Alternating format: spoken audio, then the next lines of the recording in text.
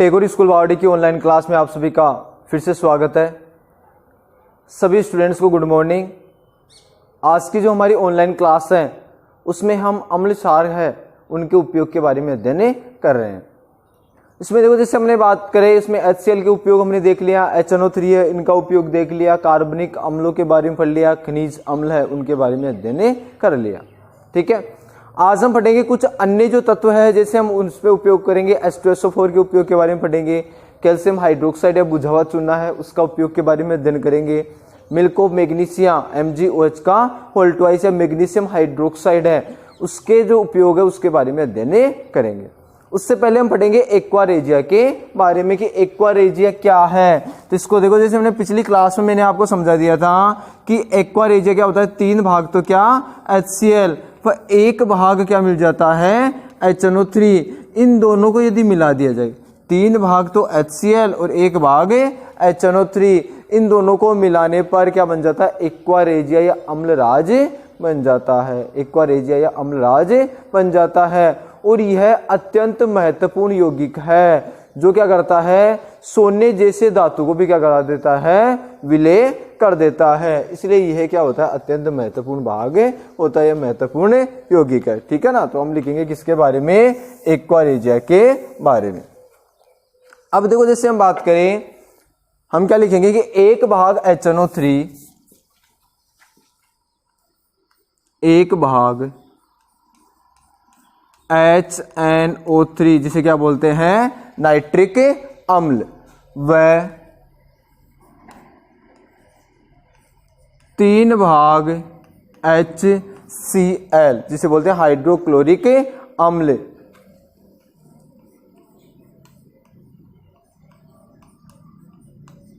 मिलाने पर क्या बनता है, एक्वारेजिया अम्लराज बनता है।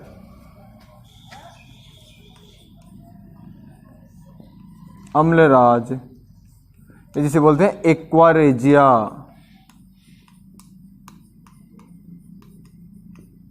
या एक्वारेजिया बनता है।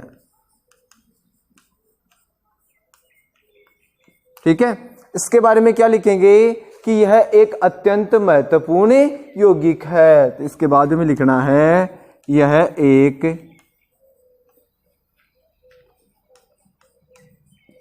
अत्यंत महत्वपूर्ण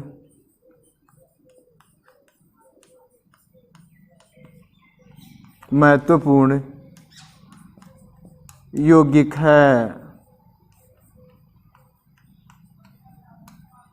जो क्या कर देता है, जिसका उपयोग क्या है, जो सोने जैसे जो धातु होता है उसको भी क्या करता है, विलय कर देता है।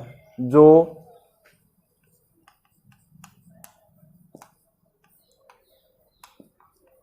सोने जैसे धातु को भी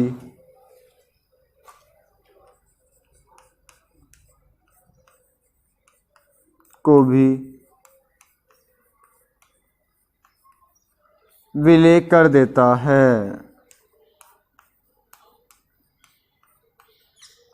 ध्यान रखना, परीक्षा में कभी कभी आ जाता है कि एक्वारेजिया क्या है या अम्लराज क्या है।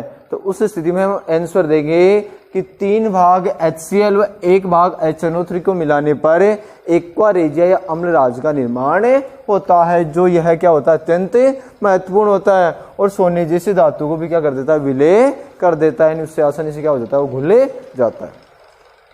अब देखो जैसे हम बात करें एक अन्य अम्ल की बात करेंगे, सल्फ्यूरिक अम्ल, गंधक का अम्ल जिसे बोलते हैं H2SO4। सल्फ्यूरिक अम्ल या गंधक का अम्ल जिसका रासायनिक सूत्र क्या होता है, H2SO4 होता है। उसकी यदि हम बात करेंगे कि जो H2SO4 का जो उपयोग होता है सेल में, ठीक है ना, इसी के साथ हम बात करें कार की जो बैटरी है उसमें और उद्योगों में क्या किया जाता है, काम में आता है। H2SO4 की हम बात करें तो इसको सेल, कार की बैटरी व उद्योगों में काम में लिया जाता है। तो हम लिखेंगे इसके बाद में सल्फ्यूरिक अम्ल।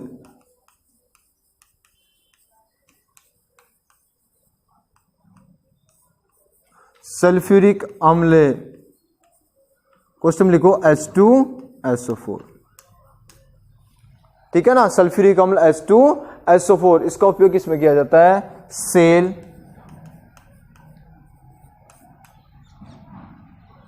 इसमें काम में आता है सेल।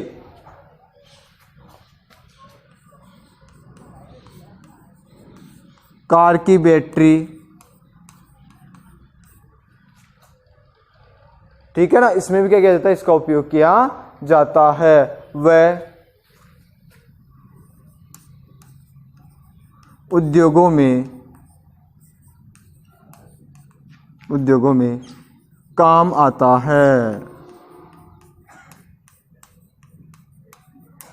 ये किसका उपयोग हो गया, सल्फ्यूरिक अम्ल का उपयोग हो गया। कि सल्फ्यूरिक अम्ल का जो उपयोग होता है किस किस में किया जाता है, देखो जैसे हम बात करें इसका उपयोग सेल, कार की बैटरी व उद्योगों में क्या किया जाता है, इसका उपयोग किया जाता है।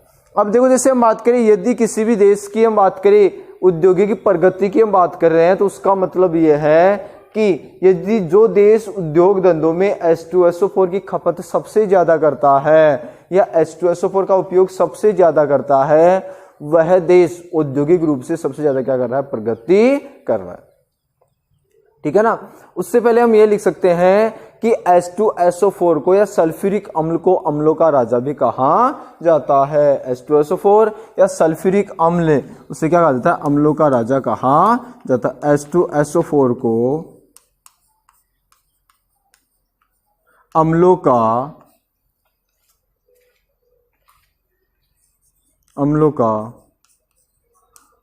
राजा भी कहा जाता है। इसे क्या बोलते हैं, अम्लों का राजा भी कहा जाता है।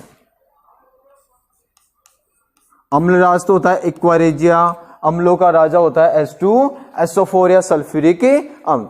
इसके बाद में देखो जैसे हम बात करें, लाइन चेंज करके क्या लिखेंगे कि किसी भी देश की औद्योगिक प्रगति की दर को, किसी भी देश की औद्योगिक प्रगति की दर को उस देश के उद्योग धंधों में H2SO4 की खपत से मापा जाता है। तो हम क्या लिखेंगे, किसी भी देश की, लाइन चेंज करके हम लिख सकते हैं जिससे थोड़ा इजी हो जाए, किसी भी देश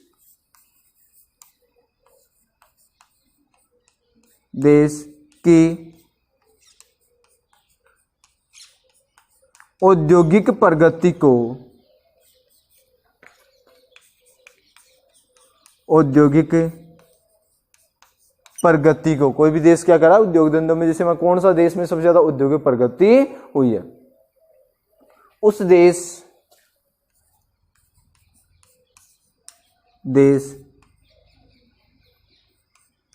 ठीक है ना कि उद्योग धंधों में किसको काम में लिया जाए, उद्योग धंधों में सल्फ्यूरिक अम्ल की खपत से मापा जाता है। उस देश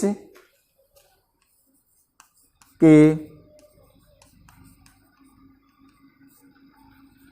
उद्योग धंधों में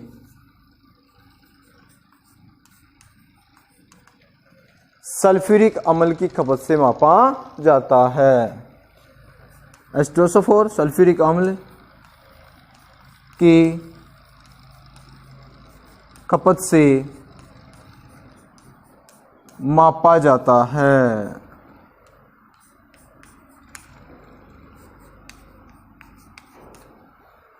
ठीक है। अब देखो जैसे हम बात करें कि ये उद्योग धंधों की दर हो गई कि उसी उद्योग धंधों में किस प्रकार की मतलब प्रगति हुई है, वो किसके आधार पर हम माप सकते हैं, H2SO4 की खपत, यानी इसकी खपत ज्यादा हुई है तो उद्योग धंधों में प्रगति भी क्या हुई है, ज्यादा हुई है। और यदि इसकी खपत कम हुई है तो उस स्थिति में उद्योग धंधों में प्रगति भी क्या हुई है, कम हुई है। तो H2SO4 की जो खपत होती है उसके आधार पर क्या किया जाता है, उद्योग धंधों की प्रगति के बारे में पता लगाया जा सकता है। ठीक है। इसी प्रकार से देखो जैसे हम बात करें, आगे हम बात करेंगे कि इसके अलावा बात करें कुछ कार्बनिक अम्ल की हम बात करते हैं। जैसे इसके अलावा हम बात करें कि अन्य जैसे कार्बनिक अम्लों के उपयोग की हम बात करें, जैसे एसिटिक एसिड होता है, एसिटिक एसिड जिसे सिरका कहा जाता है, ठीक है ना, और उसका रासायनिक सूत्र क्या होता है, CH3COOH। एक मिनट लिखना नहीं, एक बार मैं सूत्र आपको ऐसे बता देता हूँ, CH3COOH। ये क्या होता है, एसिटिक एसिड या क्या होता है, सिरका होता है। इसका जो उपयोग होता है वो किसमें किया जाता है, अचार मुरब्बे होते हैं उन्हें परिलक्षित करने में किया जाता है। CH3COOH, उसकी यदि हम बात करें तो इससे क्या कहा जाता है, सिरका कहा जाता है या एसिटिक एसिड कहा जाता है। इसका उपयोग अचार मुरब्बे होते हैं उन्हें परिलक्षित करने में किया जाता है। इसके अतिरिक्त कुछ अन्य जो खाद्य पदार्थ होते हैं उन्हें भी परिरक्षित कर सकते हैं। किसकी सहायता से? एसिटिक एसिड की सहायता से। और साथ ही जो एसिटिक एसिड का उपयोग, जैसे हम बात करें लकड़ी के जो फर्नीचर होते हैं उसको क्या करने में, साफ करने में भी उपयोग किया जाता। बात करें कुछ कार्बनिक अम्ल हमने पढ़ा था, जैसे कार्बनिक अम्ल विभिन्न प्रकार के होते हैं, उसमें एसिटिक एसिड हो गया, लैक्टिक अम्ल हो गया, ठीक है ना। इसके साथ से टार्टरिक अम्ल है, सिट्रिक अम्ल है, ये सारे क्या है, कार्बनिक अम्लों के अंतर्गत आते हैं, ठीक है ना। खनिज अम्लों में हमने पढ़ा H2SO4 है, HNO3 है, HCl है, ये सारे क्या होते हैं, खनिज अम्ल होते हैं, ठीक है ना। तो ये किसके बारे में हो गया, एक तो एक्वारेजिया के बारे में, और एक अम्लों का राजा किसे कहा जाता है, किसे कहा जाता है, H2SO4 के बारे में, कि H2SO4 को क्या कहा जाता है, अम्लों का राजा भी कहा जाता है। और एक हमारा क्वेश्चन हो गया एक्वारेजिया क्या है और इसका उपयोग क्या है, ठीक है ना। तो ये दो क्वेश्चन अच्छी प्रकार से याद कर लोगे कि एक्वारेजिया क्या है और अम्लों का राजा किसे कहा जाता है। तो अम्लों का राजा तो बोलते हैं H2SO4 को, और अम्ल राज की यदि हम बात करें उस स्थिति में ये क्वेश्चन ये बन जाता है कि 1 भाग HNO3 और 3 भाग HCl मिलाने पर क्या बन जाता है, अम्ल राज या एक्वारेजिया बन जाता है, ठीक है ना।